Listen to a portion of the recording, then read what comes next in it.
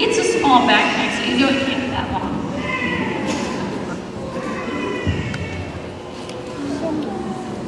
Simba, there we go. Simba, I could be Rafiki, and this could be Pride Rock, and I can lift it up. Simba's word is potential. As we were saying, Simba was born, and Rafiki holds him high. He's the future king. He has the potential to be the future king. Well, for those of you who know what happened, Scar, the evil uncle, comes in. They end up killing the fuss of the dad. Simba freaks out. He's ashamed. He's scared. He runs away. He carries a burden of guilt. He becomes an outcast. He has no home and no family. He starts walking a path that is easy, but it's not his path. He does many things that are foreign to his nature, but hey, Hakuna Matata, right?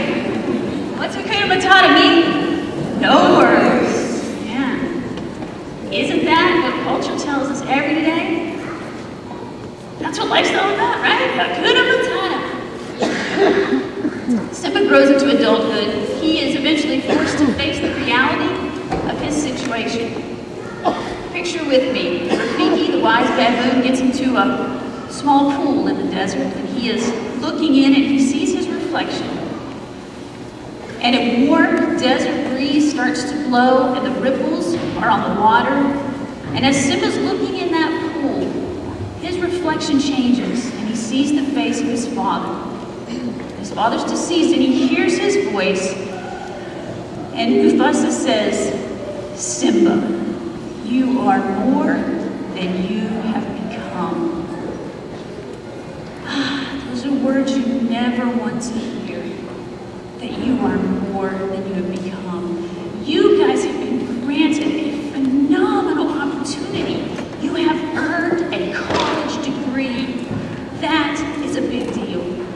But with that privilege comes responsibility. Take all that you've learned here in class and in life and put it to use. It's not wasted. I see death almost every day in my job. But that doesn't bring me down. That encourages me to seize every moment because it's so brief, and to live out the potential and to encourage other people to live out their potential. Okay, we've talked about passion, we've talked about purpose, we've talked about potential. Now, we need to wrap all that in the proper perspective. In Oprah-esque style, if you look under your seats, you have a book. Graduates. This book is a gift from my husband and I. It's called The Noticer. It's a quick read, it's an easy read, but it is a very powerful read. It is a story about a man named Jones. And Jones is an old man, and he says, "I notice things that other people overlook. I notice things about situations and people that produce perspective. That's what most folks lack. Perspective, a broader view." Think about the Old Testament story of Joseph. I won't go into it all, but bad things happened to that guy, and he was totally innocent of all of it. He ended up in jail, sold into slavery, bad stuff. But in the end, he was able to say, "You intended to harm me, but God intended it for good." He had the proper perspective. There will be ups and downs. You guys know, you've been here the last few years. There will be some ups and downs. It's like you're in a boat, and the waves of confusion and doubt, they're like smacking up against the side of your boat. And if you focus on those waves, you fall over. But anybody who navigates tells you, you look at the horizon, you look long term, you look at the big picture. And that's how you navigate storms of life. You'll get battered, you'll get bruised, sometimes even scarred. But hopefully, you will emerge on the other side stronger, wiser, and with a new perspective. That gives us a chance to regroup, take a breath. If you take all those things, I think you will find peace. To be successful, you need peace. I don't have any toys, I don't have any books, I have nothing to show you. Peace is something you cannot buy. It is something you can't steal.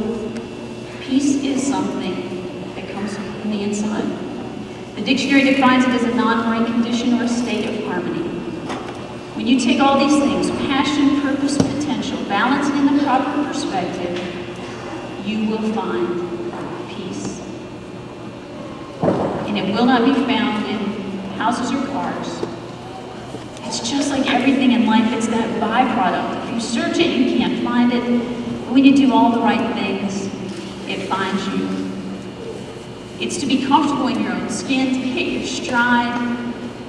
It's that quiet confidence inside that says, it is well with my soul, and you can really, really mean that. It is my prayer that you find peace.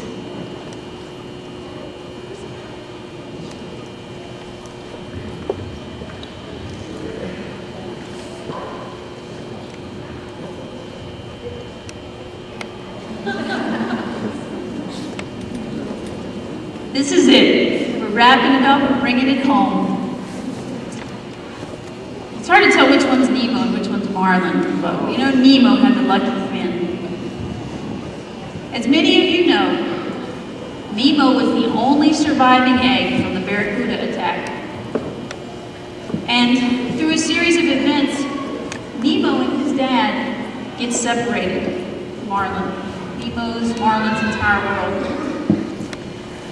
Nemo ends up in an aquarium in Sydney and getting ready to become Darla's pet. And we all know what happens to Darla's pets. So, Marlin sets out on a quest to find Nemo. He is traveling through very rough waters. He encounters sharks, jellyfish, and finally they are reunited. But the word I want you to remember when you think of Nemo is perseverance. One line in the movie that's great, Dory says to Marlin, when life gets you down, you know what you gotta do? Marlin says no. What does Dory say? Just keep swimming. Just keep swimming, just keep swimming. You can do it all day now, it's great. Okay? Just keep swimming. Even though those words come from the mouth of a very small fish, they are a great reminder of what we must do. You have seen your faculty do that. They have just kept swimming. You have done that over the past years. Just keep swimming. And you know, you're going to face some more things where you're going to have to tell yourself, just keep swimming. This first job you get, when you get out of college, it's going to be a little bit of a challenge. Some of you are going to get married. It's great, but there's a few challenges there too. Okay? Just like, and you're going to tell yourself, just keep swimming, just keep swimming. You're going to be hit with some things that you just aren't ready for. You're going to have the loss of a child, or diagnosis of cancer. And you're going to tell yourself, just keep swimming.